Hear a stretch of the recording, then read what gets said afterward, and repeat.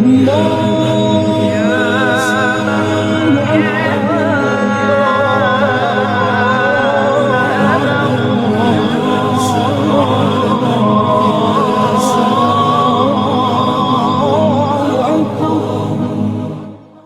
اللہ الرحمن الرحیم۔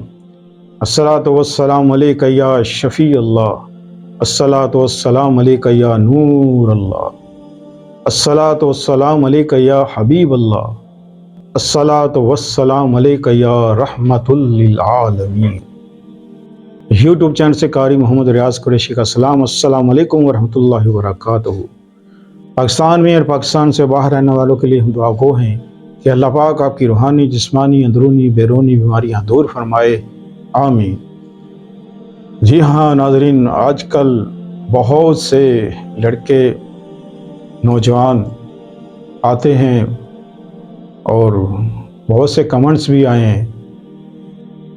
تو کچھ لوگ یہ ہوتے ہیں کہ شرم کے بارے کچھ بتاتے نہیں ہیں، لیکن جب ان کو یہ پتہ لگتا ہے یہ ایک ایسی بیماری ہے کہ شادی کے بعد یہ بیماری شادی شدہ لوگوں کو بھی لگتی ہے، جو شادی شدہ ہو، یعنی اطلام۔ آج ہم بتائیں گے کہ اطلام کیوں ہوتا ہے اور اس کو روکا کیسے جا سکتا ہے۔ اس کے لیے ہم آپ کو ایک بہترین نقش دیں گے انشاءاللہ۔ اچھا، ویڈیو پوری غور سے سنیے گا۔ کچھ لوگ جوانی کے عالم میں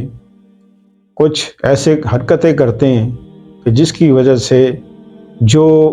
نسیں انسان کی کمزور ہو جاتی ہیں اور خیالات اس کے شخص کی طرف جاتے ہیں، تو اس کو اطلام کی شکایت ہو جاتی ہے۔ بعض لوگوں کو پیٹ کی خرابی کی وجہ سے بھی یہ عمل شروع ہو جاتا ہے، اور کچھ آج کل جو معاشرہ ہے، آج کل جو بے حیائی عروج پر ہے، اور کیونکہ موبائل نے جو تباہی مچائی ہوئی ہے، اور ایسے ایسے سیکسی پروگرام اور جو دکھاتے ہیں وہ، اور خوبصورت لڑکیوں کو جو ننگا کر کے دکھاتے ہیں، اللہ معاف کرے کہ بے حیائی ایسی ہے، ایسی بے حیائی میرا خیال ہے شاید ہی کبھی کسی زمانے میں ہوتی ہوگی۔ جیسے اب یہ مسلمانوں کا حال اب یہ ہے، غیر مسلم کو تو چھوڑ ہی دینا، آپ یہ تو مسلمانوں کا اب یہ حال ہے کہ ٹک ٹاک پہ جو اپنی ناچ گانا کرتی ہیں اور چڈی اور کچھا پہن کے جنادی وہ ناچتی ہیں، تو یہ نوجوان لڑکے جب دیکھتے ہیں